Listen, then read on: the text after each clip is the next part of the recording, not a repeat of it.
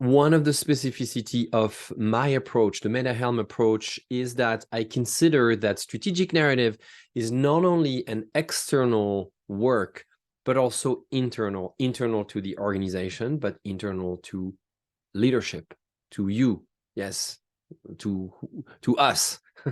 Most people think that strategic narrative is an act of content creation only, literature, something that marketing does, or even sales. It's about writing and publishing and designing things that appeal to clients. It's what will compel them to work with you and buy more from you, or also it's what compels people to apply to join a company. So it's also for recruiting, but in both cases, it's to the outside. And I would argue that a strong strategic narrative is equally, and in some cases even more importantly, internal to your organization, but internal, like I just said, internal to you. Why do I say this? It's because I learned over the years that my narrative, the chatter, the voice inside my head, inside my heart, inside me, matters so much in moments where I need to create relationships, in moments where I struggle to solve a problem, in moments when I need to sell the value that I provide, in moments where I need to gather people, teams around the table that have tensions and struggle to work with them. It all depends on the narrative that happens inside me. If I don't have the right narrative, if I don't show up with a narrative that is curious, flexible, positive, open-minded, that exude all the values that are necessary to do the work that I do, then I just can't do the work that I do.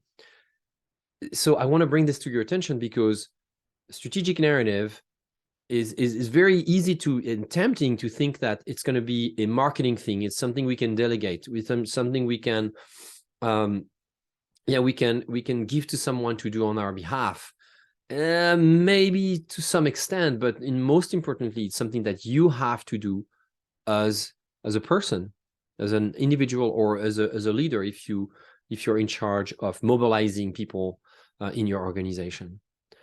How do you do that? Let me share some of the techniques and the strategies that I experimented over the years that seem to work well. The number one thing is to write things down, to write what I'm hearing inside my own head.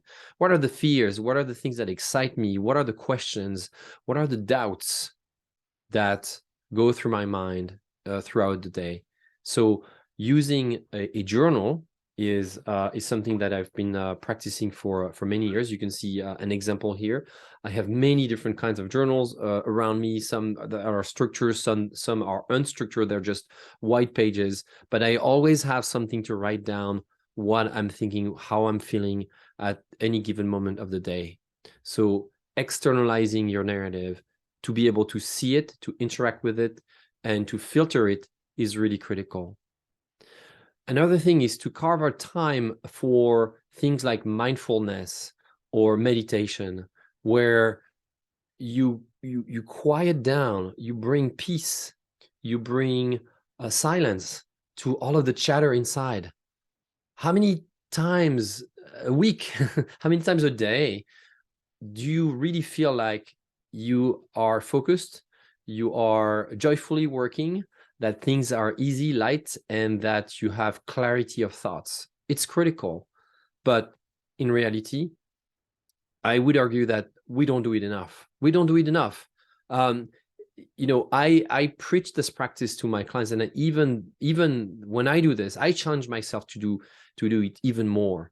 So at least once a day, at least sometimes multiple times a day, I just carve out a little bit of space, a little bit of time. It's maybe 2-3 minutes here and there to just close my eyes and think and feel about what is happening inside regarding me in general, but it also can be regarding a given situation.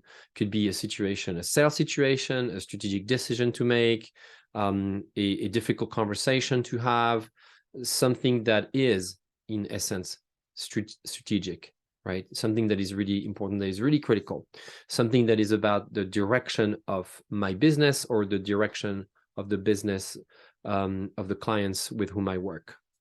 So again, writing down, carving out time for mindfulness or meditations are two very key strategies. A third one is to work with a coach, is to work with somebody who can help you reframe your inner narrative, who can help you see things differently and change perspective. Something that might seem negative and you can't see it differently might require the intervention of an outside third party, like a coach or a counselor or a consultant, somebody who's skilled and trained in helping reframe narratives, help you change your point of view, change point of view, and therefore change your perspective, and therefore change the way you see things. So outside help is also of the essence.